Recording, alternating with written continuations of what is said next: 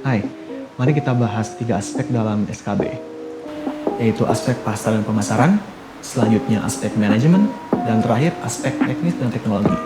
Aspek pasar dan pemasaran dalam studi kelayakan bisnis itu adalah segala hal yang menyangkut ada tidaknya peluang pasar untuk sebuah produk yang akan dibuat oleh sebuah perusahaan. Sehingga aspek pasar dalam studi kelayakan bisnis adalah hal pertama yang paling penting untuk dianalisa. Tujuan pemasaran pada perusahaan untuk menganalisa aspek pasar dan pemasaran dalam studi kelayakan bisnis tentu memiliki sebuah tujuan.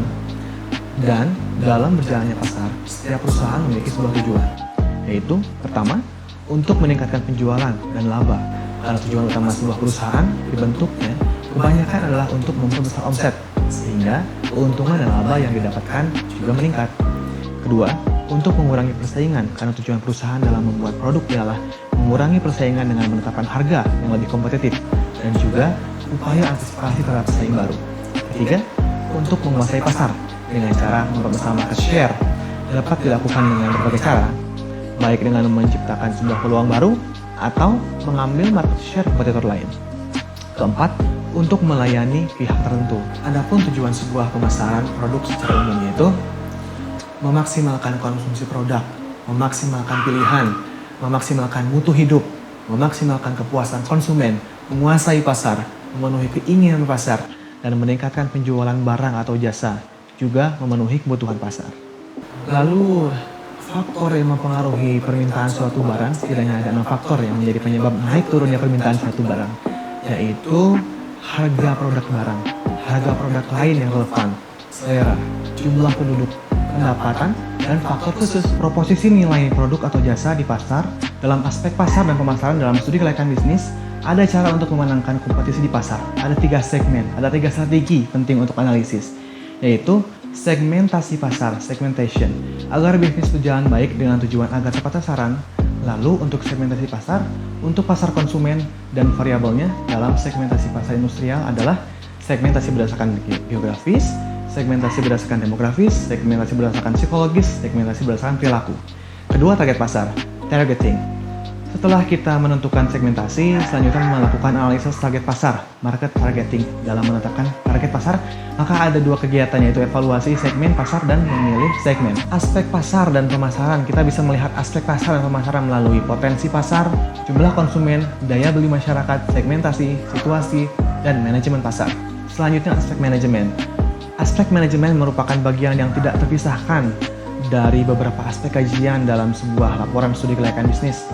Keberhasilan suatu proyek atau kegiatan yang telah dinyatakan feasible untuk dikembangkan sangat dipengaruhi oleh peranan manajemen dalam pencapaian tujuan proyek atau kegiatan.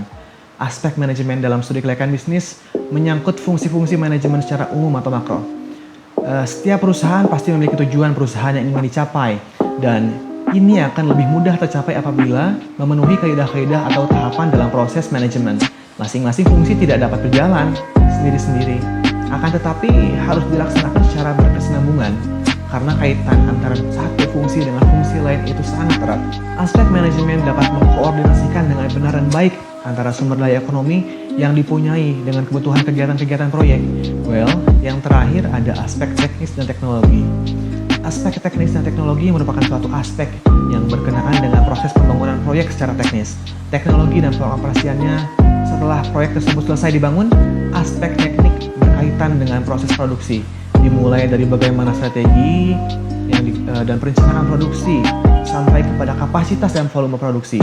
Selain itu, dari aspek teknologi berkaitan dengan peralatan yang digunakan seperti mesin ataupun teknologi yang mendukung proses produksi serta operasional suatu perusahaan.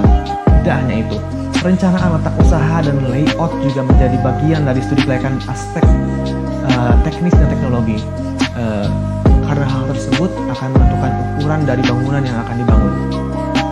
Contoh beberapa aspek teknis yang sering menjadi pertimbangan dalam sebuah perusahaan, yaitu rencana produksi, strategi bisnis, proses produksi, dan volume produksi.